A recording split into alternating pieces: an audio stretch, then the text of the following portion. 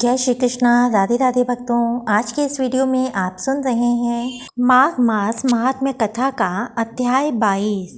इतना कहकर भगवान अंतर्ध्यान हो गए। तब देवनिधि कहने लगे, हे महर्षि, जैसे गंगा जी में स्नान करने से मनुष्य पवित्र हो जाता है, वैसे ही भगवान की इस कथा को सुनकर मैं पवित्र हो गया। कृपा करके उस स्तोत्र को कहिए जिससे उस ब्राह्मण ने भगवान को प्रसन्न किया। लोमश जी कहते हैं कि उस स्तोत्र को पहले गरुण जी ने पढ़ा, उनसे मैंने सुना। हे विप्र, यह स्तोत्र आध्यात्म विद्या का सार, पापों का नाश करने वाला है। वासुदेव सर्वव्यापी चक्रधारी सज्जनों के प्रिय जगत के स्वामी श्री कृष्ण को नमस्कार है। जब स्तुति करने वाला विचार करे कि सभी जगत विष्णुमय है तो किसकी स्तुति की जाए। जिस भगवान के श्वास वेद है, फिर कौन सी स्तुति उनकी प्रसन्नता के लिए की जा सकती है। जिसको वेद नहीं जान सकते, न वाणी न मन जान सकता है, उसकी स्तुति में अज्ञानी क्या कर सकता है। सारा चर अचर संसार जिसकी माया से चक्र की तरह घूम रहा है, इसी से हे प्रभु आप चक्रधारी कहलाते हो। ब्रह्मा विष्णु आप ही हो। सारे संसार को उत्पन्न करने वाले ब्रह्मा को भी आप उत्पन्न करने वाले हो।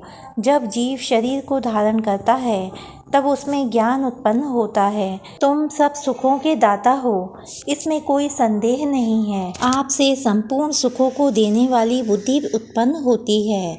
आप ही 5 कर्मेंद्रिय, पंच महाभूत तथा मन के विविध भाव हो। ब्रह्मा विष्णु रुद्र की कल्पना से आप संसार की कल्पना इसी प्रकार करते हो जैसे पिता पुत्री की। कवियों में जो रूप शोभा देता है, उन निर्गुण विष्णु भगवान को मैं नमस्कार करता हूँ, जिसमें ज्ञान रखने से श्रुतियों में कहे हुए कर्मों को लोग करते हैं। उस परम ब्रह्म को मैं नमस्कार करता हूँ।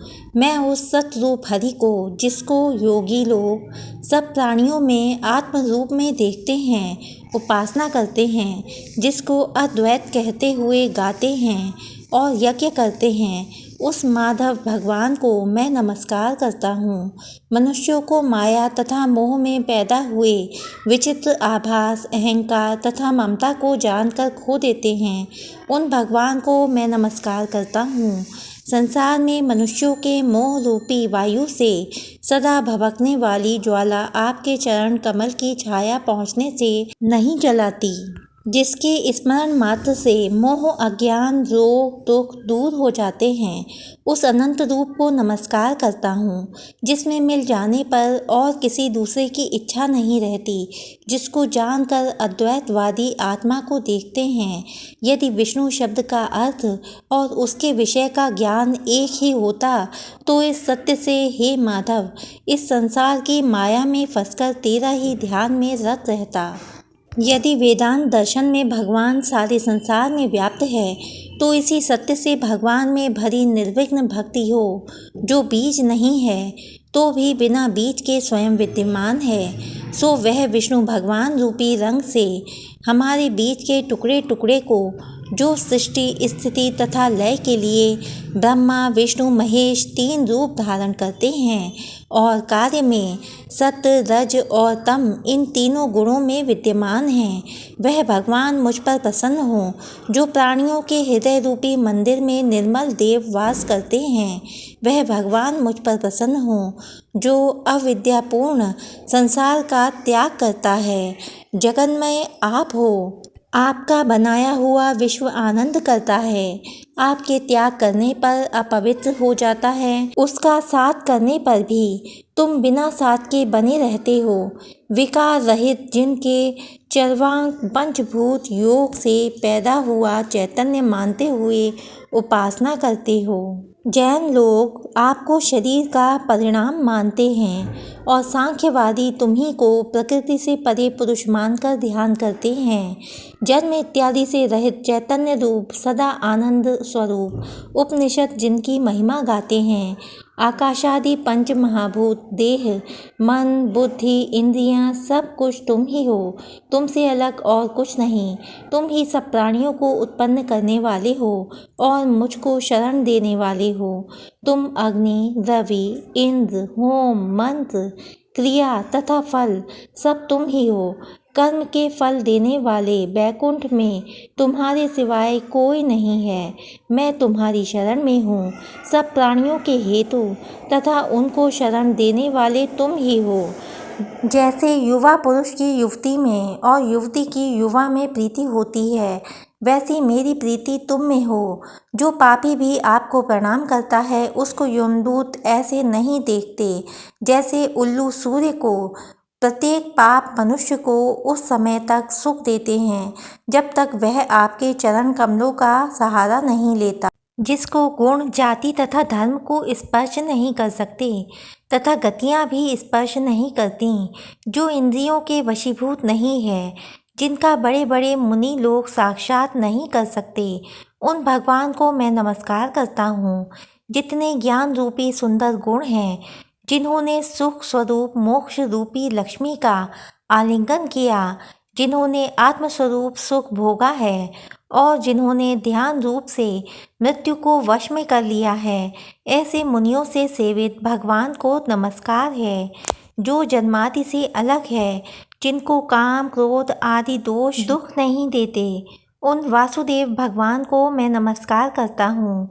जिनके ज्ञान की गति से अविद्या रूपी मल शुद्ध हो जाता है, जिनके ज्ञान रूपी शस्त्र से संसार रूपी शत्रु का नाश हो जाता है, उन दुखों के नाश करने वाले को मैं नमस्कार करता हूँ।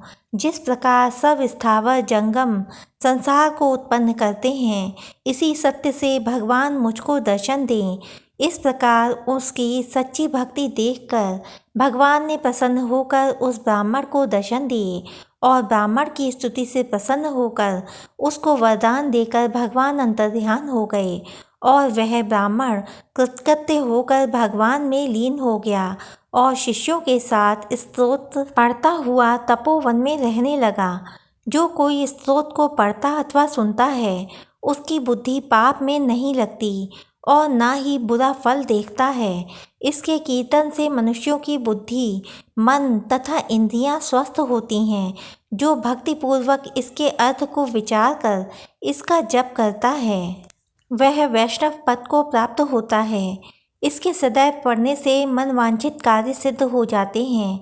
मनुष्य सुपुत्र पाता है तथा धन, पराक्रम और चिरायु प्राप्त करता है। इसके पाठ से बुद्धि, धन, यश, कीर्ति, ज्ञान और धर्म बढ़ते हैं। दुष्ट ग्रहों की शांति होती है। यह व्याधियों व अनिष्टों को दूर करता है, दुर्गति से तारता है। इसके पढ़ने से सिंह, व्याघ्र, चोर, भूत, देव, पिशाच और राक्षस का भय नहीं रहता। जो भगवान का पूजन करके इस स्तोत्र को पढ़ता है, वह पापों से ऐसे ही अलग रहता है जैसे जल पंख से कमल। जो इस स्तोत्र को 1 काल, 2 काल या 3 काल पढ़ता है, वह अक्षय फल प्राप्त करता है। जो मनुष्य प्रातः काल इस स्तोत्र का पाठ करता है, वह इस लोक और परलोक में अक्षय सुख प्राप्त करता है। वेद द्वितीय का बनाया हुआ यह स्तोत्र भगवान को अत्यंत प्रिय है और भगवान के दर्शन कराने वाला है। योग सागर नाम का यह स्तोत्र परम पवित्र है।